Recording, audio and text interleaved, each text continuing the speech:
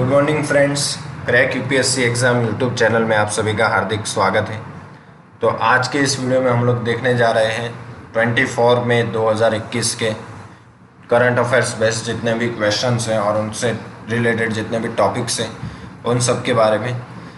तो आज के इस वीडियो में हमने एज़ यूजुअल जो भी क्वेश्चंस और टॉपिक्स लिए हैं वो हमने लिए हैं the Hindu, PIB, Indian express, financial express और जागरण जैसे प्रमुख न्यूज़पेपर जो इंडिया में आते हैं उसमें से, जिसमें से लिए गए जितने भी करंट अफेयर्स जो मैं आपको बताने वाला हूँ और जो अक्सर हम बताते हैं वो आने वाली गवर्नमेंट एग्ज़ाम में काफ़ी इम्पोर्टेंट रहते हैं। और उसमें से काफ़ी सारे क्वेश्चंस ऐसे भी हैं जो आने वाली गवर्नमेंट एग्ज़ाम में पूछे जा सकते हैं। और साथ ही साथ अभी हाल ही में देश विदेश में क्या चल रहा है और अपनी जनरल नॉलेज बढ़ाने के लिए भी काफ़ी यूज़फुल रहते हैं। तो चलिए हम लोग वीडियो में आगे बढ़ते हैं। पहला क्वेश्चन है कि हाल ही में जैव विविधता दिवस मनाया गया, तो वो कौन सी तारीख को मनाया गया है? तो इसका उत्तर है डी 22 मई। तो हाल ही में 22 मई के रोज अंतर्राष्ट्रीय जैव विविधता दिवस यानी कि international day for biological diversity के रूप में मनाया गया है। अब अंतर्राष्ट्रीय जैव विविधता दिवस 2021 का विषय क्या है? तो थीम है इसकी हम समाधान का हिस्सा है, यानी कि we are part of the solution. ये प्रतिवर्ष 22 मई को रोज ही मनाया जाता है। अब इसकी पृष्ठभूमि देखते हैं। तो अंतर्राष्ट्रीय जैव विविधता दिवस मनाए जाने का संकल्प वर्ष 1992 में पारित किया गया था और इस दिवस को मनाने की शुरुआत हुई थी 1993 वर्ष से, तथा वर्ष 2000 तक इसे 29 दिसंबर को मनाया जाता था। और 29 दिसंबर को जैविक विविधता अभिसमय लागू हुआ था, यानी कि 1992 में इसको पारित किया गया था। इसका संकल्प वर्ष 1993 से वर्ष 2000 तक इसे 29 दिसंबर के रोज मनाया जाता था। तदुपरांत 29 दिसंबर को जैव विविधता अभिसमय भी लागू हुआ था। उसके बाद में आगे चल के अंतर्राष्ट्रीय जैव विविधता दिवस को रियो पृथ्वी शिखर सम्मेलन में अभिसमय के अपनाने जाने की तिथि अर्थात 22 मई को अपनाया गया था। तो तब उसके बाद से इसे 22 मई को मनाए जाने का निश्चय किया गया। आगे बढ़ते हैं दूसरे क्वेश्चन की तरफ। तो हाल ही में किस राज्य सरकार ने कोविड-19 में अनाथ हुए बच्चे को 1500 रुपये प्रतिमाह देने की घोषणा की है? तो इसका उत्तर है सी, पंजाब। तो हाल ही में पंजाब राज्य सरकार ने कोविड-19 महामारी के तहत अनाथ हुए बच्चों को हर मास यानी कि हर मंथ 1500 रुपये देने की शुरुआत की है। अब ये पंजाब ने शुरुआत की है, तो पंजाब से रिलेटेड बातें जान लेते हैं। जैसे कि पंजाब की राजधानी है चंडीगढ़, पंजाब के मुख्यमंत्री हैं अमरिंदर सिंह और पंजाब के राज्यपाल है वीपी सिंह बदनौर। अगला क्वेश्चन है कि युवा कार्यक्रम और खेल मंत्रालय ने कर्नाटक की वी तेजस्विनी बाई के लिए 2 लाख रुपए की सहायता राशि को मंजूरी दी थी। तो वह कौन है? तो इसका उत्तर है वह कबड्डी प्लेयर है। तो युवा कार्यक्रम और खेल मंत्रालय ने हाल ही में कर्नाटक की वी तेजस्विनी बाई को 2 लाख रुपए की सहायता राशि को मंजूरी दी है। वह एक भूतपूर्व कबड्डी प्लेयर है। अब युवा कार्यक्रम ने ये और खेल मंत्रालय MYAS ने कर्नाटक की तेजस्विनी बाई को 2 लाख रुपए की सहायता की मंजूरी दी है। उन्हें साल 2021 में अर्जुन अवार्ड से भी पुरस्कारित किया गया था। तेजस्विनी बाई वर्ष 2010 तथा वर्ष 2014 के एशियाई खेलों में स्वर्ण पदक जीतने वाली महिला कबड्डी टीम की सदस्य भी रह चुकी हैं। मंत्रालय द्वारा पूर्व अंतर्राष्ट्रीय एथलीटों एवं कोचों की मदद करने हेतु पंडित दीनदयाल उपाध्याय राष्ट्रीय कल्याण कोष PDUNWFS से इस वित्तीय सहायता के लिए मंजूरी दी गई है। अब फंड के बारे में जान लेते हैं। तो यह कोष खेलों में देश का नाम गौरवान्वित करने वाले तथा वर्तमान में दयनीय परिस्थितियों में रह रहे पूर्व उत्कृष्ट खिलाड़ियों की सहायता करने के उद्देश्य से मार्च 1982 में स्थापित किया गया था।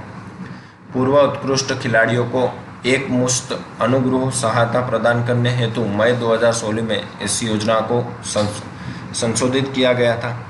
इस संशोधन में पेंशन का प्रावधान समाप्त कर दिया गया था, क्योंकि मेधावी खिलाड़ियों के लिए पहले से ही एक पेंशन योजना विद्यमान है। उसके बाद आता है अगला क्वेश्चन कि भारतीय रिजर्व बैंक आरबीआई द्वारा 31 मार्च को समाप्त हुए 9 महीने का लेखा अवधि के अधिशेष खाली जगह करोड़ रुपए ब्लैंक करोड़ रुपए का सरकार के लिए अंतरण किया जाएगा। तो आरबीआई द्वारा इसका उत्तर आता है ए 99,122 करोड़ रुपए आरबीआई द्वारा सरकार के लिए अंतरण यानी कि ट्रांसफर किया जाएगा। तो भारतीय रिजर्व बैंक द्वारा 31 मार्च को समाप्त हुए 9 महीने की लेखा अवधि के अधिशेष सरप्लस 99,122 करोड़ रुपए सरकार के लिए ट्रांसफर किए जाएंगे। अब केंद्रीय बैंक ने आकस्मिक जोखिम पर बफर को 5.5% प्रति वर्ष पर बनाए रखने का भी निर्णय लिया है। अब इस निर्णय लिया है तो इससे रिलेटेड जो भी महत्व है वो देख लेते हैं कि वर्तमान में देश को कोरोना वायरस की तीव्र दूसरी लहर से जूझ रहा है कि देश में प्रतिदिन रिकॉर्ड स्तर पर संक्रमण और मौत के मामले देखे जा रहे हैं। ऐसे में भारतीय रिजर्व बैंक द्वारा इस राशि के अंतरण से सरकार को वित्तीय मदद मिलेगी। वायरस संक्रमण की श्रृंखला को तोड़ने के लिए लगाई गई पाबंदियों ने देश की आर्थिक रिकवरी पर भी सवालिया निशान लगा दिए गए हैं। तो ये ट्रांसफ़र की वजह से भारत को जो अभी कोरोना वायरस की तीव्र दूसरी लहर से जूझ रहे हैं तो उसकी मदद से जो भारत की आर्थिक स्थिति जो काफ़ी वीक हो चुकी है उससे रिलेटेड काफ़ी सहायता भी मिलेगी। तो इस संबंध में प्रावधान देखें तो वर्ष 1934 में स्थापित भारतीय रिजर्व बैंक अधिनियम 1934 के अनुसार कार्य करती हैं। अब अधिनियम में यह दर्शाया गया है कि केंद्रीय बैंक द्वारा अपने क्रियाकलापों से अर्जित होने वाले लाभ केंद्र सरकार के लिए सौंप दिए जाएंगे। वित्त प्रबंधक के रूप में आरबीआई हर साल अपने अधिशेष या लाभ से सरकार को वित्तीय सहायता के लिए लाभांश भुगतान करता है। आरक्षित निधि की पर्याप्त और अधिशेष वितरण नीति की समीक्षा करने के लिए वर्ष 2013 में वाई.एच. मालेगाम की अध्यक्षता में गठित आरबीआई बोर्ड की तकनीकी समिति ने सरकार को अधिक राशि का अंतरण किए जाने संबंधित सिफारिश की थी। अगला क्वेश्चन है डीआरडीओ की defence institute of physiology and aligned sciences DIPS प्रयोगशाला के द्वारा खाली जगह नामक एक कोविड-19 एंटीबॉडी डिटेक्शन किट विकसित की गई है। तो इसका उत्तर है बी डीप कोवन। तो रक्षा अनुसंधान एवं विकास संगठन की defence institute of physiology and allied sciences प्रयोगशाला के द्वारा ये डीप कोवन नामक एक कोविड-19 एंटीबॉडी डिटेक्शन किट विकसित की है। अब डीप कोवन क्या है उसके बारे में जान लेते हैं। तो यह किट 97% उच्च संवेदनशीलता और 99% वनिदृष्टता के साथ SARS-CoV-2 वायरस की स्पाइक के साथ साथ न्यूक्लियोकैप्सिड SNN प्रोटीन दोनों का पता लगा सकती है। इस किट की सेल्फ लाइफ 18 महीने है। इसे नई दिल्ली की कंपनी वाइनगार्ड डायग्नोस्टिक्स प्राइवेट लिमिटेड के सहयोग से विकसित किया गया है। एंटीबॉडी डिटेक्शन किट को अप्रैल 2021 में भारतीय आयुर्विज्ञान अनुसंधान परिषद ICMR द्वारा अनुमोदित किया गया था। अब एंटीबॉडी के बारे में जानते हैं तो रोग प्रतिकारक को इम्यूनोग्लोबुलिन भी कहा जाता है। यह किसी बाह्य पदार्थ अर्थात एंटीजन के मौजूद होने की प्रतिक्रिया में प्रतिरक्षा प्रणाली द्वारा निर्मित होने वाले रक्षक प्रोटीन होते हैं। एंटीजन को शरीर से बाहर निकालने हेतु एंटीबॉडी इनकी पहचान करते हैं और इन पर हमला भी करते हैं। उसके बाद आता है 5वां प्रश्न कि IT मिनिस्ट्री और ब्लैंक के माध्यम से अद्यतन गोपनीयता नीति के मुद्दे पर इस साल जनवरी से संवाद जारी है। तो इसका उत्तर है बी व्हाट्सएप। अब सभी को पता है कि सूचना एवं प्रौद्योगिकी मंत्रालय और व्हाट्सएप के मध्य अद्यतन गोपनीयता नीति यानी कि अपडेटेड प्राइवेसी पॉलिसी के मुद्दे पर इस साल जनवरी से संवाद जारी है। हाल ही में मंत्रालय ने व्हाट्सएप को एक बार फिर से चेतावनी देते हुए गोपनीयता नीति संबंधित अपने नवीनतम अपडेट्स को वापस लेने को कहा है और इस बार मंत्रालय ने 25 मई तक का कोई संतोषजनक जवाब नहीं मिला तो इस पर कानूनी कार्यवाही किए जाने की भी चेतावनी दी है। अब गोपनीयता नीति की प्रमुख विशेषता क्या है? तो तीसरे पक्ष की सेवाओं के साथ जानकारी साझा करना, कि जब उपयोगकर्ता तीसरे पक्ष की सेवाओं या व्हाट्सएप सेवाओं के साथ एकीकृत फेसबुक कंपनी के अन्य उत्पादों पर यकीन करते हैं, तो उपयोगकर्ता तथा साझा करने वाले अन्य लोगों के बारे में उन तीसरे पक्ष की सेवाओं को जानकारी हासिल हो सकती है। हार्डवेयर की जानकारी, तो व्हाट्सएप उपयोगकर्ता के उपकरणों की बैटरी स्तर, सिग्नल शक्ति, ऐप संरक्षण, ब्राउज़र जानकारी, मोबाइल नेटवर्क कनेक्शन जानकारी जैसे कि फ़ोन नंबर, मोबाइल ऑपरेटर या आईएसपी सहित आदि एकत्र कर सकता है। अब अकाउंट डिलीट करना, यदि कोई उपयोगकर्ता ऐप में दी गई प्रक्रिया का उपयोग किए बिना अपने डिवाइस से व्हाट्सएप ऐप को हटा देता है, तो उस उपयोगकर्ता की जानकारी प्लेटफॉर्म में संग्रहित रहेगी। अब डेटा स्टोरेज, व्हाट्सएप कहता है कि वह फेसबुक की वैश्विक अवसंरचनाओं और डेटा केंद्रों का उपयोग करता है। यह भी कहा गया है कि कुछ मामलों में उपयोगकर्ता के डेटा को संयुक्त राज्य अमेरिका अथवा जिन स्थानों पर फेसबुक की सहयोगी कंपनी है वहां स्थानांतरित किया जा सकता है। अब संबंधित चिंताएं तथा नई गोपनीयता नीति की आलोचना के कारण, तो मंत्रालय ने दोहराया है कि व्हाट्सएप की गोपनीयता नीति में बदलाव और इसे लागू करने का तरीका भारतीय उपयोगकर्ताओं की उल्लंघनीय सूचनात्मक गोपनीयता संबंधित मूल्यों, डेटा सुरक्षा और उपयोगकर्ता की पसंद को क्षीण करता है। व्हाट्सएप की नई नीति डेटा संरक्षण विधेयक 2019 को आधार प्रदान करने वाली श्री कृष्ण समिति की रिपोर्ट की सिफारिश की अवहेलना करती है।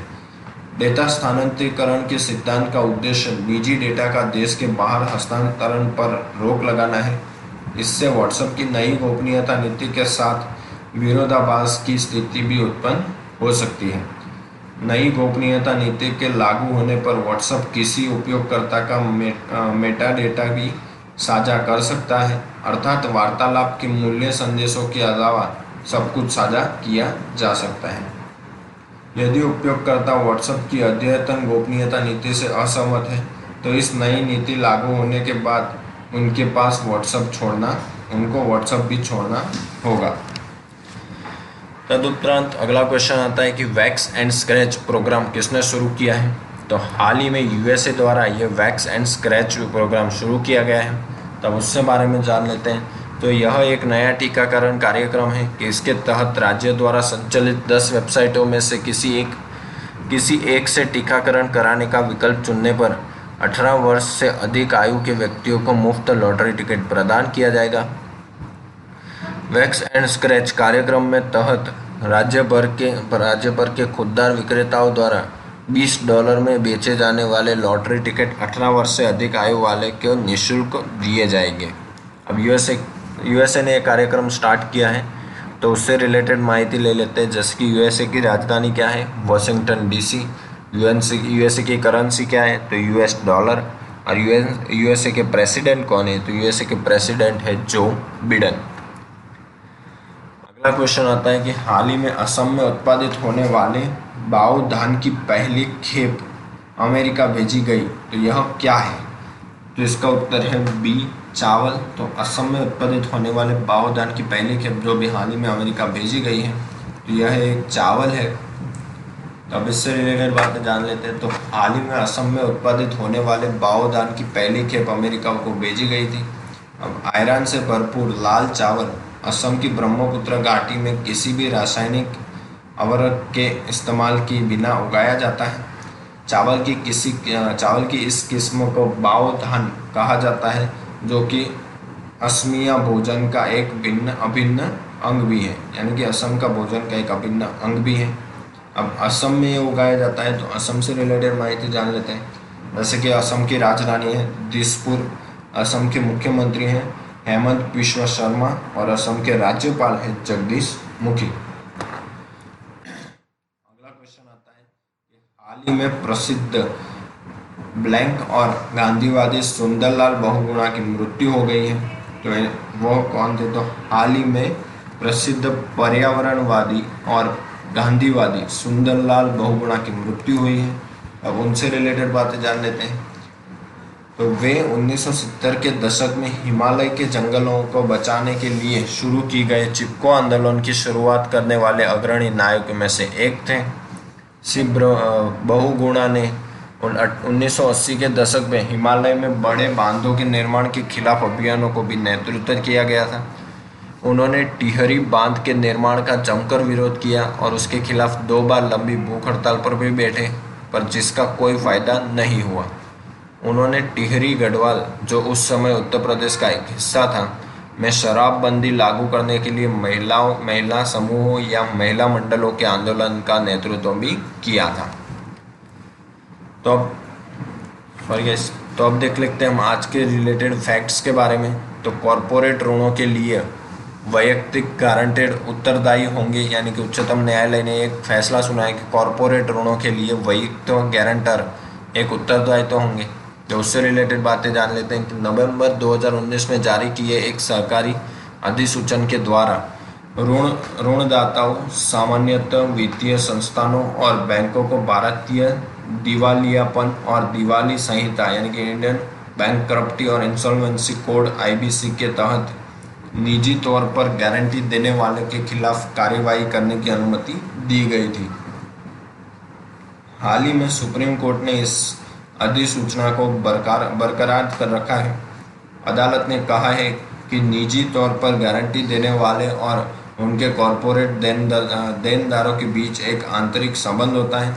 इसका निहितार्थ क्या आता है कि शीर्ष अदालत का यह निर्णय ऋणदाताओं को वैयक्तिक गारंटरों, जो कि आमतौर पर बड़े व्यापारिक घरानों के प्रमोटर या सहायक होते हैं, के खिलाफ दिवाला कार्यवाही शुरू करने हेतु सक्षम बनाएगा।